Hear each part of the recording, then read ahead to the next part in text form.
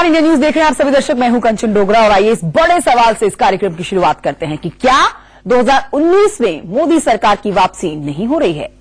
देश के दो बड़े राज्य जहां से मिली हुई सीटें बीजेपी को 2014 में कुल मिली हुई सीट का करीब करीब 1/3 है, वहां बीजेपी के लिए मामला फंस सा गया हुआ दिखता है।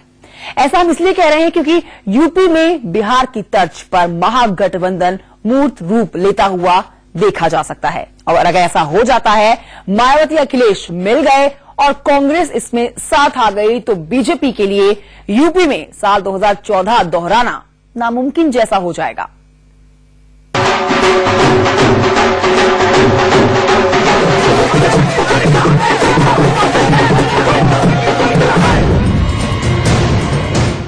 आपको जश्न की ये तस्वीरें सिर्फ 2 सीटों पर जीत के बाद की भले लगे, लेकिन ये जीत सिर्फ 2 सीटों की नहीं, 2019 का लिटमस टेस्ट था। क्योंकि जानकार कहते हैं कि 2019 में बीजेपी को न राजस्थान रोक सकता है न एमपी। बीजेपी को अगर अपना रथ रोकने का डर है तो सिर्फ यूपी बिहार में। इसीलिए अखिलेश यादव कह रहे हैं कि छोटी जीत है मतलब दूरगामी है। उत्तर प्रदेश के लोकसभा के चुनाव से राजनीतिक संदेश हमेशा निकलते हैं।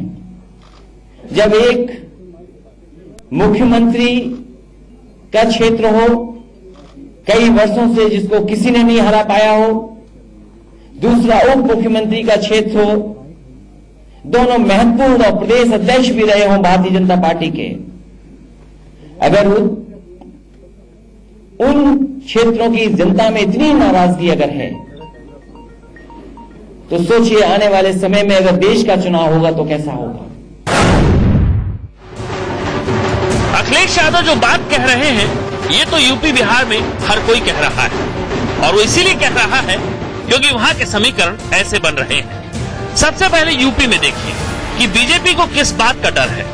2014 के चुनाव में बीजेपी को अकेले यूपी में 42.63% वोट मिले। पार्टी 80 में से 71 सीटें अकेले जीत गई। उस समय बीएसपी और एसपी दोनों अलग अलग मैदान में थे। 3 साल बाद भी बबुआ और बुआ का गठबंधन नहीं हो पाया। दोनों अलग अलग ही 2017 के विधानसभा में भी मैदान में उतरे, बुरी तरह हारे। बीजेपी की भारी जीत जरूर हुई, लेकिन यहाँ ध्यान देने की बात यह है कि बीजेपी का वोट प्रतिशत सिर्फ 3 साल में 3% खिसक गया। बीजेपी जश्न में खोई रही। इस बीच 2019 से पहले वो उपचुनाव आ गया जिसमें बबुआ और बुआ इसीलिए एक हो गए क्योंकि सियासत में मरता क्या न करता, और नतीजा पूरी तरह बदल गया। योगी, केशव, मोदी, शाह सब सत्ते में हैं। योगी जी ने अब इस हार का दोष मौका परस्ती पर मढ़ा है। सपा अलग थी, बसपा अलग थी, कांग्रेस अलग थी, सभी लोग अलग अलग थे, लेकिन चुनाव के बीच में सपा बसपा का राज्यसभा चुनाव की दृष्टि से एक प्रकार का आपसी सौदेबाजी होना और जो एक बेमेल गठबंधन इन लोगों के द्वारा किया गया, उसको समझने में कहीं न कहीं कमी रही और वह अति आत्मविश्वास उसका एक कारण है। योगी जी कह रहे हैं कि मौका परस्ती ने हराया। बीच चुनाव में अखिलेश माया मिल गए, लेकिन सवाल यह है कि क्या वो हारने के लिए ही सियासत में है। अगर बीजेपी पीडीपी के साथ सरकार बना सकती है, नरेश अग्रवाल को पार्टी में ला सकती है, तो माया अखिलेश एक क्यों नहीं हो सकते। खैर, हार की एक और वजह डिप्टी सीएम से सुनिए। इंडिया न्यूज के UP bureau chief Arvind Chaturvedi ने उनसे पूछा क्यों हार गए साहब और आगे अब क्या करेंगे। प्रथम दृष्टया जो ध्यान में आता है, सपा बसपा का एक होना हमारे मतदाताओं का उतनी संख्या में घरों से वोट डालने के लिए नहीं निकलना, और यह विश्वास की नहीं, भाजपा तो जीत ही रही है। इस विश्वास से भरे होने के कारण जहां 50% वोट पड़ना चाहिए वहां 22% पड़ा। जहां हमें 90,000 की लीड मिली थी वहां 2-4 हजार की लीड में हम सिमट करके रह गए, तो इसका बड़ा कारण था। अब जरा वही वाला गणित देखिए। फूलपुर में वोटिंग प्रतिशत रहा 37.39% और गोरखपुर में सिर्फ 47.45%। दोनों जगह वोटिंग कम हुई, लेकिन जो वोटिंग हुई उसमें आधे से भी ज्यादा वोट एसपी कैंडिडेट को मिली।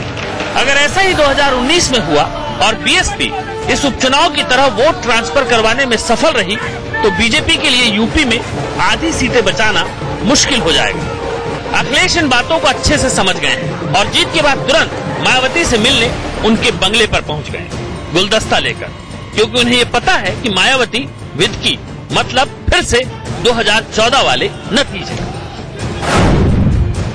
अब अगर आप बिहार के रिजल्ट का पोस्टमार्टम करने पहुंचते हैं तो यहाँ उपचुनाव से ठीक पहले जीतन राम मांझी को अपने पाले में लाने से महागठबंधन को अररिया सीट पर 1 लाख वोट का फायदा हुआ। जीत का अंतर 60,000 से ज्यादा का है। जहानाबाद में विधानसभा सीट पर भी दलितों के वोट बीच चुनाव में इधर से उधर हो गए और नतीजा आरजेडी के पक्ष में रहा। तेजस्वी अब कह रहे हैं कि गठबंधन समय की मांग है और नीतीश चाचा सोचें कि वो क्या करेंगे।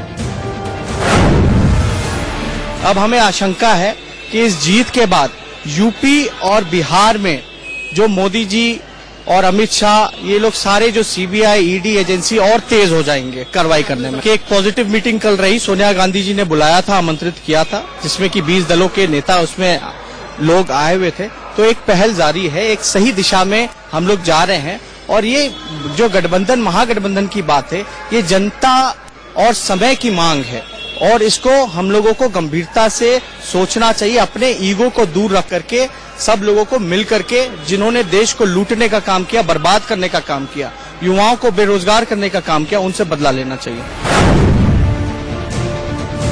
कुल मिलाकर यूपी और बिहार से लोकसभा की 120 सीटें हैं, जिसमें से बीजेपी गठबंधन ने 104 सीटें जीती थी, जिसमें से 2 यूपी में अब कम हो गई। बिहार में 31 सीटें थी, जिसमें नीतीश की पार्टी की 2 सीटें बढ़ गई और अब ये 33 हैं। लेकिन 2019 में क्या होगा?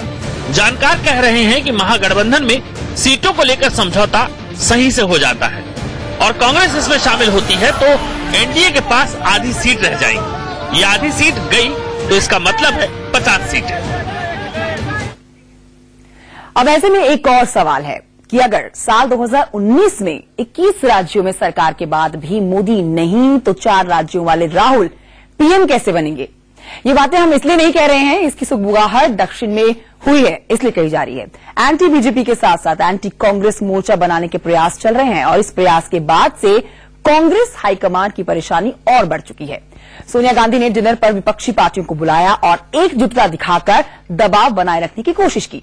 इसके साथ एक और बड़ा सवाल है जिसकी चर्चा हमने शो के शुरुआत में की, वो ये कि अगर यूपी बिहार में जातीय समीकरण हावी होते हैं तो बीजेपी के पास रास्ता क्या है, वो क्या करने वाली है? क्योंकि ऐसा तो है नहीं कि सिर्फ हम आप ही इसके बारे में सोच रहे हैं, सत्ता पाने वाली बीजेपी भी ऐसा सोच रही होगी।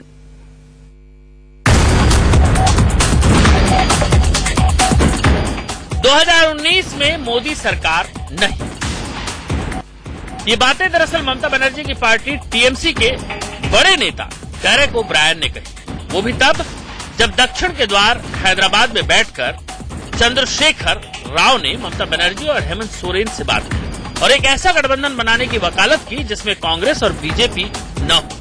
मतलब टीआरएस ने 2019 में मोदी के विरोध में राहुल को नेता मानने से इनकार किया, लेकिन ये मान लिया कि मोदी सरकार की वापसी नहीं हो रही। ऐसा क्यों, उसे मोटे तौर पर जरा ग्राफिक्स के जरिए समझिए।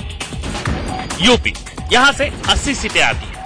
महागठबंधन कामयाब रहा तो बीजेपी के लिए आधी सीटें बचानी मुश्किल। वोट प्रतिशत के हिसाब से बिहार में हालात बीजेपी के फेवर में है। महाराष्ट्र में 48 सीटें हैं, यहाँ बीजेपी के पास 23 सीटें हैं, जबकि शिवसेना के पास 18। अगर शिवसेना निकल जाती है तो बीजेपी के लिए 23 सीटें बचानी मुश्किल हो सकती है। अब गुजरात, जहां 26 में 26 सीटें बीजेपी के पास है। 17 विधानसभा में कांटे की लड़ाई के बाद अब लोकसभा में बंटवारा बड़ा होगा, इसकी आशंका ज्यादा है। मध्य प्रदेश, यहाँ लोकसभा से पहले विधानसभा होने हैं और शिवराज चौथी बार एंटी इनकम्बेंसी झेल लेंगे, ये मुश्किल दिख रहा है। एमपी में लोकसभा की 29 सीटें, 2014 में यहाँ भी पैकेट पोल ही हुआ। राजस्थान में भी हालत खस्ता है।